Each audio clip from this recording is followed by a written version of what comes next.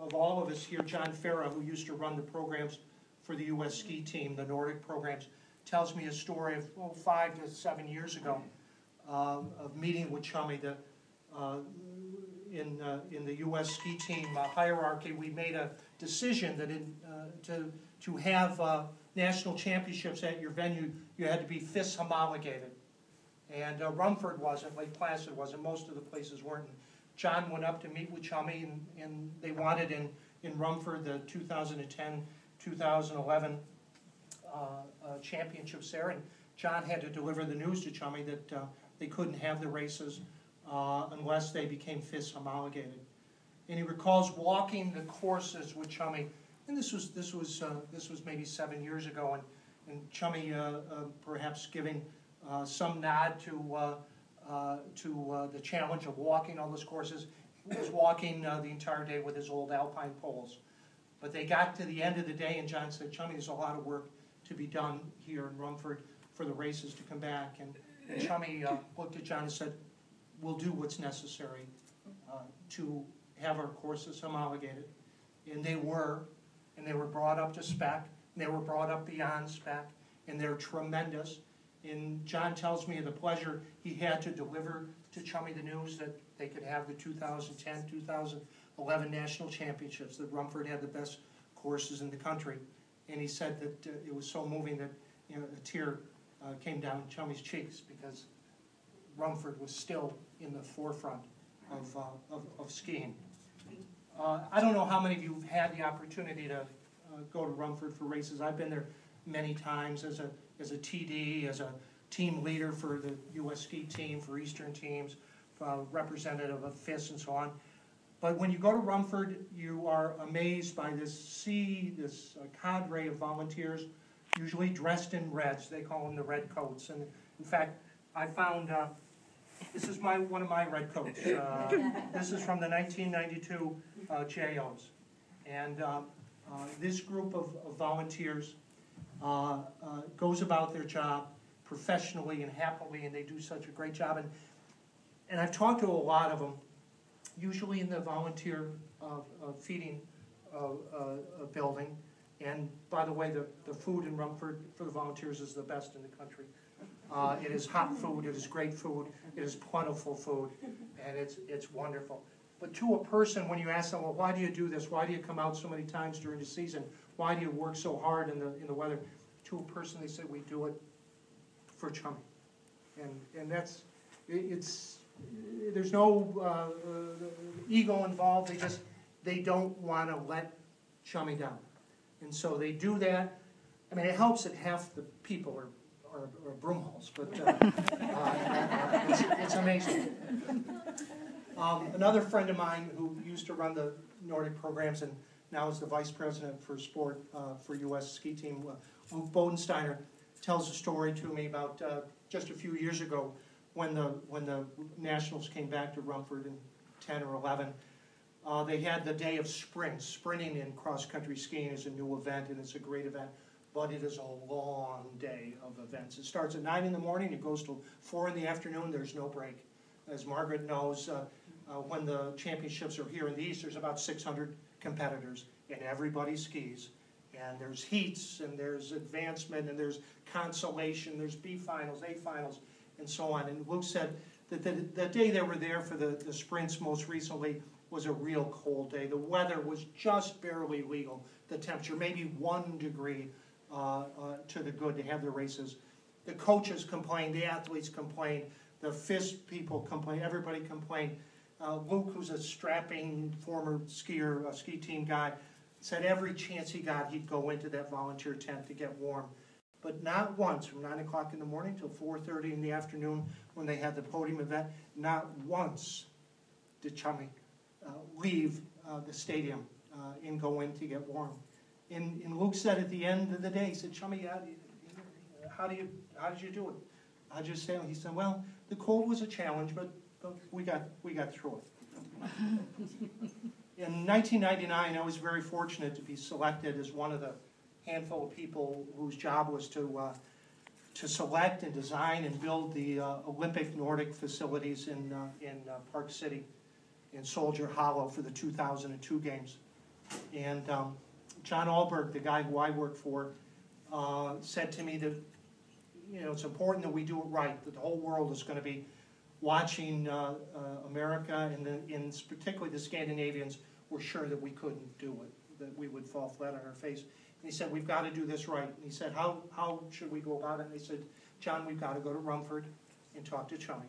He's did 60, he did 80, and we're going to go and we're going to talk to Chummy. So we finagled. John was the TD in 1999 for U.S. Nationals. I was the assistant TD. And we went there and we realized that if we kept our eyes open, kept our ears open and our mouths shut, and just learned from Chummy, we would be fine. And much of what we did at Soldier Hollow in 2002 was directly from learning from Chummy. And so his history, his involvement continued. John asked me after we left Rumford, he said, he was so impressed, he said, we need to have Chummy involved in 2002 for the Olympics. And he said, you know him the best. I want you to call Chummy and invite him to be involved, to come out. We want to honor him at Soldier Hollow.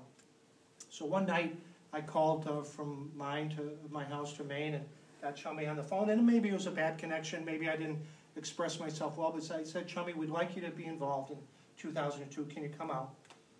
And apparently the message got a little mixed because Chummy thought I was asking him to take over the event, to be the chief of competition. And there was a little pause on the phone, and he said, well, Ed, in 2002, I'll be 82 years old. And he said, I probably can't do it all like I did in 60 and 80. But if you could find me a couple good men, I can run your Olympic Games. And he was right, he could have. And we did have him out, and we did put him in a place of honor, and it was great. I think what has impressed me most over the years is whether it's the Olympics, U.S. National Championships, or some junior Olympic qualifier or a high school race in Rumford, Chummy treats every one of those races, every one of those skiers, with the same respect, passion, and commitment that he did with the Olympic Games. And so if it's a little JO kid or a U.S. ski team member or an international skier, they get the same benefit of his expertise, his passion. And so it's such an honor as someone who has considered Chummy a friend, a mentor, a teacher for so many years, to welcome him back to Lake Placid, to have everybody here to honor him. Denny and I, when we were going through a list, there are not a lot of people left around, but there are some good ones left. I can remember Brian Bliss's good friend, Doug Drum, used to make me, we used to have these blue Ford cars. During the week, I got to drive the Ford car, one of the station wagons, in my job for the Olympic Committee in '80, but I had to give it to Chummy and Al Merrill when they'd come into town on the weekend. That was my first connection with Chummy, back handing off the keys to the Ford car. But Chummy, it's so great to have you here. You look wonderful, and on behalf of Lake Placid, the Olympic Authority, and the entire Nordic world, thank you for everything you've done. We look forward to many more years, and it's so great to have your family here, your friends here, and it's great to have you back in Lake Placid. Thanks so much.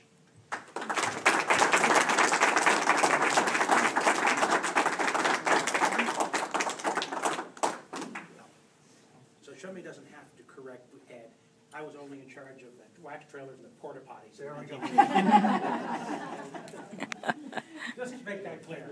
Yeah. All right, if Chummy says a few words? Absolutely. Tell me a few.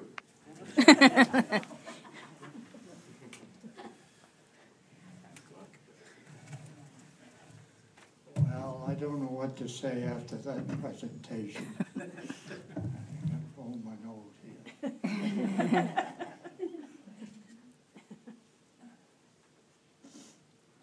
Anyway, thank all of you for coming, and thank Ed.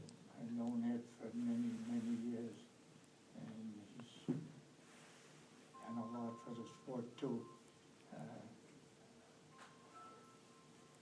far as I'm concerned, skiing has given me the biggest enjoyment of my life, and I enjoyed every minute of it, and I'm involved with a lot of competitions and kids. I was head of the junior program in Rumford for 30 years, and I'm proud to say that at least 50 kids from that area are on national junior teams, Olympic teams, NCAA teams, and but that's not what I'm so proud of these kids. I'm proud of them for what they did with their lives afterwards, and that's the pay I got. What they did with their lives afterwards. I don't know what else to say, except thank you very much. But I have one other thing I have to say, and that's a story in itself. And I did all this because of the young lady that married me. I hit the jackpot. And we were married for 62 years, 8 months and 5 days when I lost it. And she joined me in everything. I spent, as I've told some people here, I worked on my job 22 hours a week during the winter time and skiing the rest of the week, including weekends where I chased all over New England and Lake Placid with kids trying to make teams. And it's the biggest enjoyment I have had in life. And I'm grateful for all of it. And thank you for all coming. And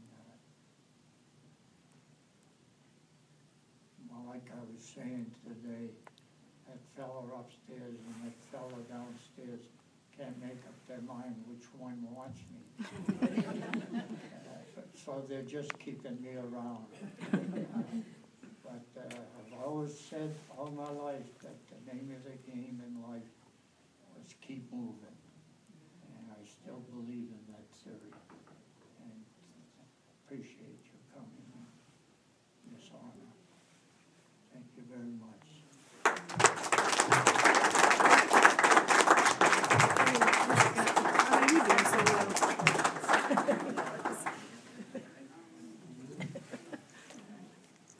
I gotta say, Lake Placid was my second home.